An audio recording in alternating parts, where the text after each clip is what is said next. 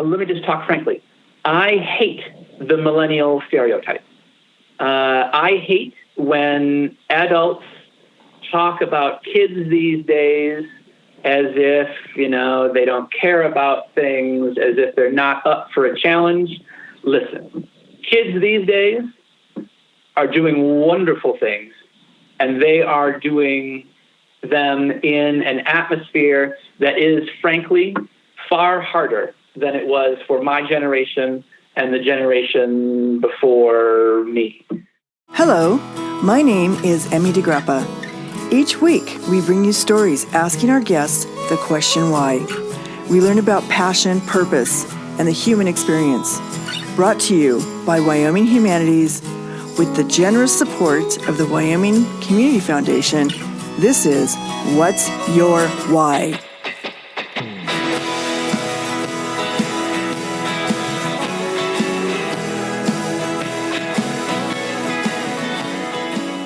Today, we are talking to Dr. Scott Henkel.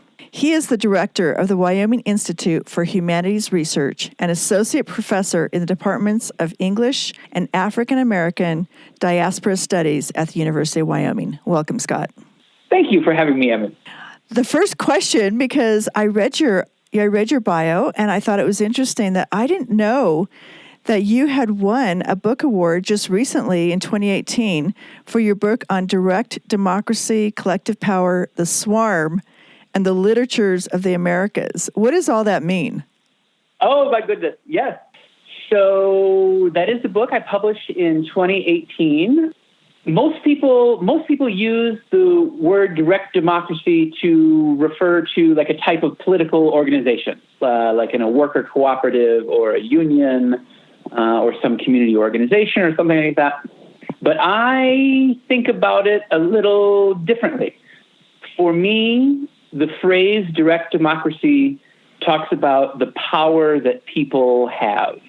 Here's a fancy sentence or two, and then I'll go back to talking like, a normal human being should talk.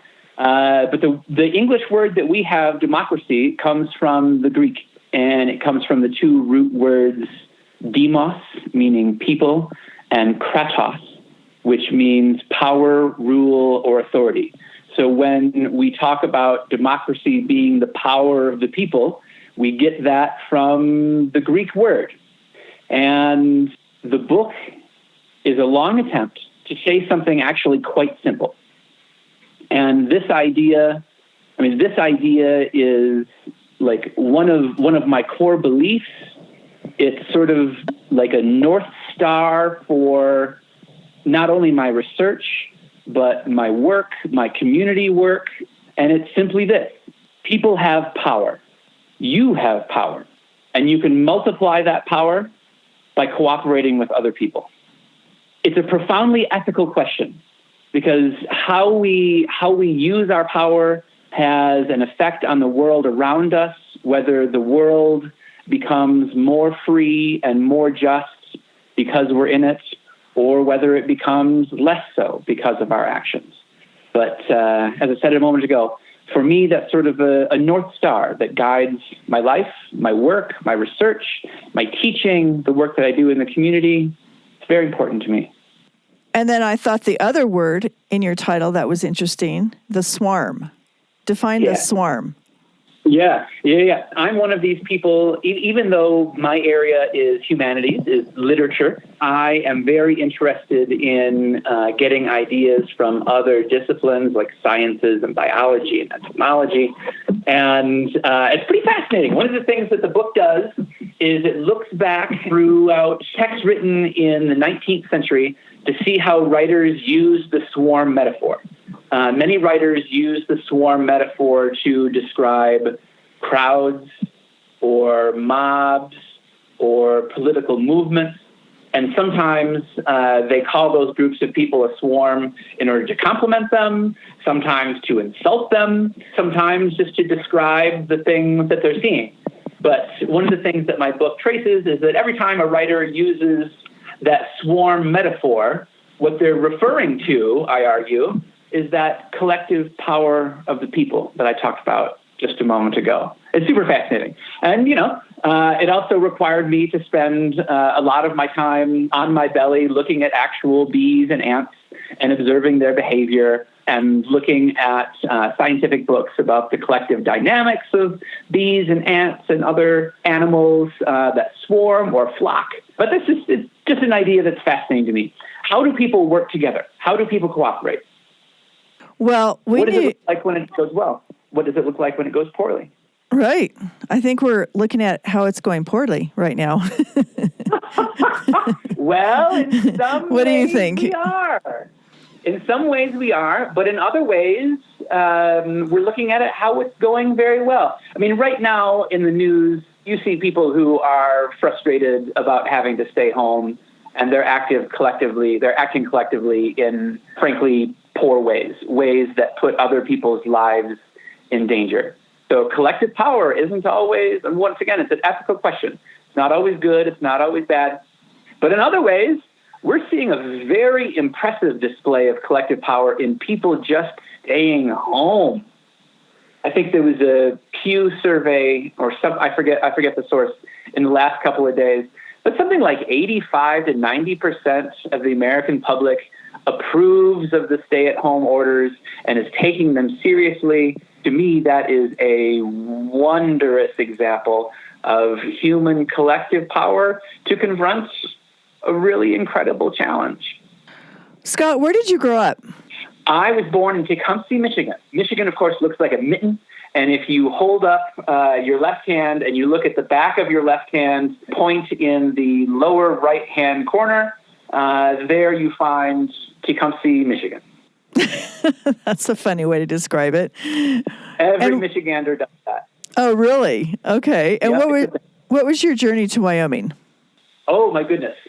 I have been in Wyoming for, almost the end of this, my 5th year teaching at the University of Wyoming. I have bounced around quite a bit.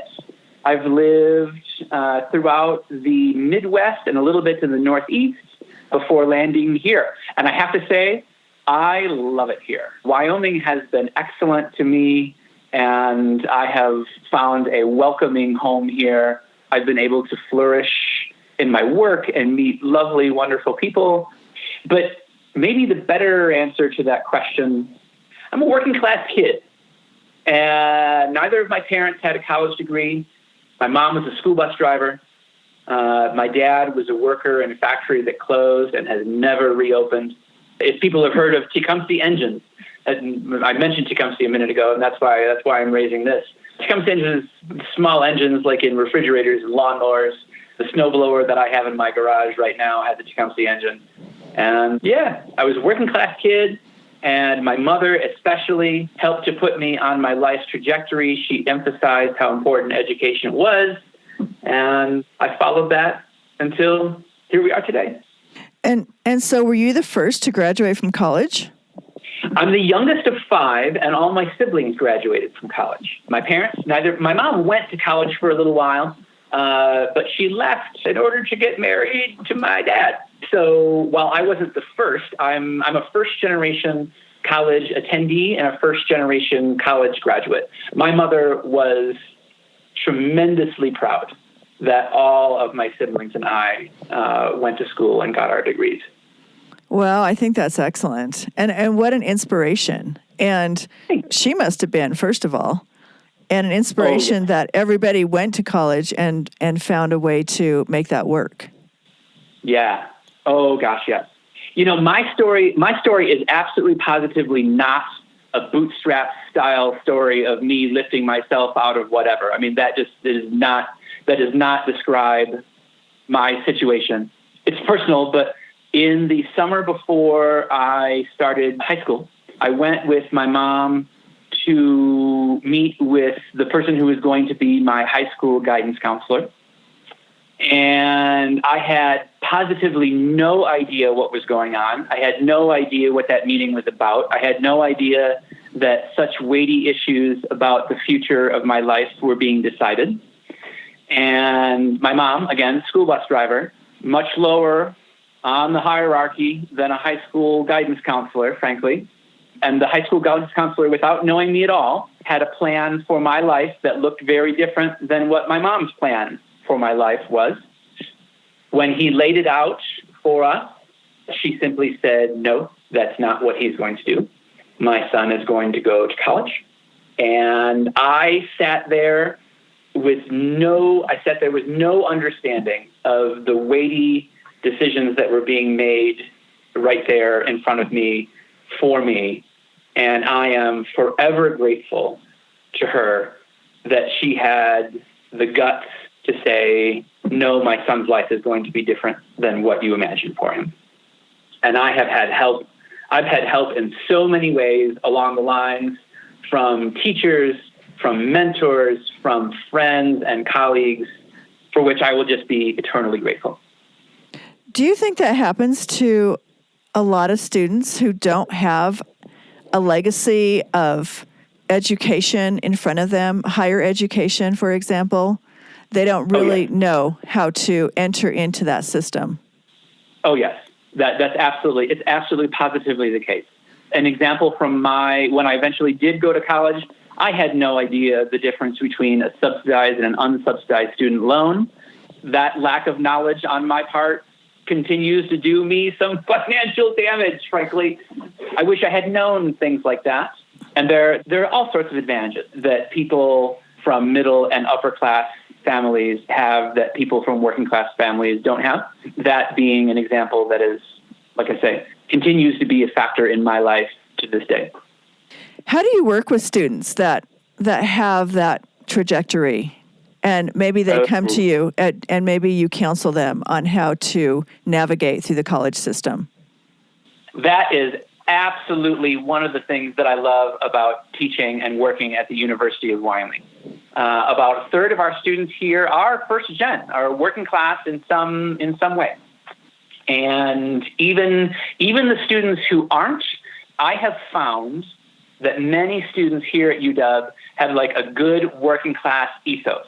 Like maybe not with the most life experience. Maybe they haven't seen a lot of the world like a lot of students in other colleges and universities that I've taught at. But what students here largely have is a roll up my sleeves, I'm going to figure out how to do this new hard task kind of mindset.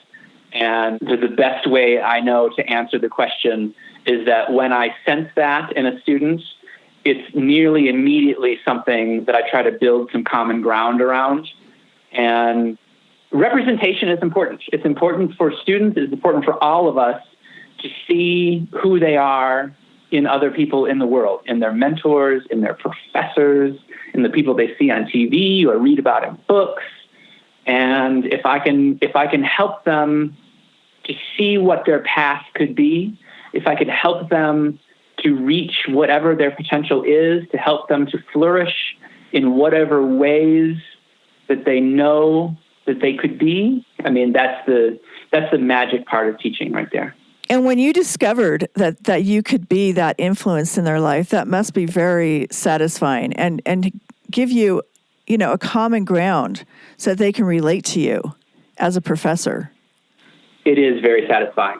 It's also a tremendous responsibility, which I try to take very, very seriously. And in your journey, entering into school and choosing a university to go to, what became your passion for the humanities? Because you're the director of the Wyoming Institute for Humanities, but you also teach other classes, which are the studies of the African American and diaspora studies. I think is really interesting. Why did that become a passion? Yeah. That's a great question. Again, I had many teachers along the way. I remember a French teacher from high school, her name is Jan Wilson, who showed me the model of an excellent teacher and showed me the model of someone who could ignite ideas in the brains of her students. Many teachers like that stand out. And I have to say my path was never a straight one. Some things now I have figured out, but the vast majority of things I'm still trying to work my way through, frankly. I knew I wanted to be an educator of some kind. I started out wanting to be an elementary school educator, but then I switched around a little bit. I've always been like, there's nothing I like better than an interesting idea. There's nothing I like better than hearing someone talk about something that they find curious or troublesome or that ignites their passion or pisses them off or whatever, right? This is the thing that I find most exciting. So as I went through my degrees as a working class kid, I was very interested in the nature of work, in the nature of labor and its relationship to democracy, especially. And the more I went through it, so I identify as white, and I identify as a straight white guy. And the more I read, the more I looked into these things, it became impossible for me to think about work and labor in the United States without also thinking about slavery and the history of slavery and the fantastic amount of wealth that enslaved labor generated for the United States. So that was sort of my path into Black studies. So what's a white guy who does Black studies work worth? And where does he belong? I still don't know really good answers to those questions, but I know that the questions fascinate me. And knowing that a fascinating question can also fascinate others, that has been my path into that field of work. Do you think the fact that your dad was a factory worker and just kind of sparked that interest in you to understand the labor force, and you probably worked or not worked, but lived around a lot of people who were also in the world of the working class? You probably lived in a neighborhood where everybody was probably part of that class. Yeah. I lived in the mix between like a rural and industrial town, not very big, but yeah, absolutely. I am absolutely a product of the community I came out of, 100%. Definitely my dad in the factory work, but I have to say that to a greater degree, it was my mom, also working class, also school bus driver. She was the one in the family who cared about community. She was the one who voted, right? Mm-hmm. She was the one who, when I did an after school project of cleaning up the park or whatever, she was the one who praised me and said, yes, you should do things like that. You should contribute. You should be a part of the community in which you live. I mean, that's just incredibly formative for me. That's really interesting. And it brings me back to the book you wrote about direct democracy, collective power, the swarm, and what you were talking about earlier, and the right to vote. That's what came up in my mind, is the collective power, the right to vote. Yeah. How are we doing in influencing young people to vote? Well, we could be doing better along those lines. The percentage of people who vote in the United States is unfortunately low compared to other places. And I think that's incredibly important. I think it's incredibly important for people to take part in the political process in whatever ways they can. Unfortunately, our political processes are not always very hospitable to participation. Think of, and a super huge part of this is a structural question, not about an individual's choices, although individuals' choices are always important. But think of how much easier it would be for people to vote if Election Day was a federal holiday, if there was automatic voter registration, if we could mail in our ballots rather than having to show up to cast the ballot. In some states where the voting is very hard in terms of getting access, there are long lines or there are short hours for voting, makes it very difficult for working class folks, people of color, to actually go and cast a ballot. And that is on purpose. And those are structures that have been built. And because structures are built, they can be unbuilt and rebuilt in different ways. That is super interesting. And so when you're on the school campus, are you seeing more young people getting involved in politics or caring about politics? Or are they so frustrated that they just don't care? Well, there is, of course, a level of frustration, but that's not limited to young people at all. Let me just talk frankly. I hate the millennial stereotype. I hate when adults talk about kids these days as if, they don't care about things, as if they're not up for a challenge. Listen, kids these days are doing wonderful things, and they are doing them in an atmosphere that is, frankly, far harder than it was for my generation and the generation before me. The nature of work in our economy has shifted dramatically in just the last couple of decades. The earth looks in much greater peril than it did a few decades ago. So this is not some sort of trite cliche, I believe children are the future, whatever, right? This is, I see what my students do, and I have great hope in them. Well, that's really inspiring to hear you say that, Scott. Tell me what you think is most intriguing about living in Wyoming. That is an excellent question. Let's see. I never, I should have said this also back a moment when I talked about identifying as a white guy who does Black studies. I never pretend to be anything I'm not. And that should have been the first thing that I said before then, and it'll be the first thing that I say now. I'm not going to pretend. People take great steps. Some of the other people who you've interviewed for this podcast are very proud about being a fifth generation Wyomingite or whatever, and I'm super, super happy for them. But, many people around here will hear that I'm from Michigan and automatically dismiss whatever I have to say. But nevertheless, I love it here. It is beautiful. The people have been kind and generous to me. I have been able to go throughout the state in various programs like Leadership Wyoming. And also the engagement and outreach mission is very important for those of us who work here at UW as a land-grant university. So in my short 5 years here, I've been able to see a good portion of it, not all of it, but a good portion of it. How anyone could be here and not find it beautiful, like stunning to the eye, I don't know, because I think it's just lovely. That's great to hear. Every part of it is so different and so beautiful in its own way. Yeah, that's right. So, Scott, it's been such a pleasure talking to you. Thank you so much. Thank you, Emmy. I really enjoyed it.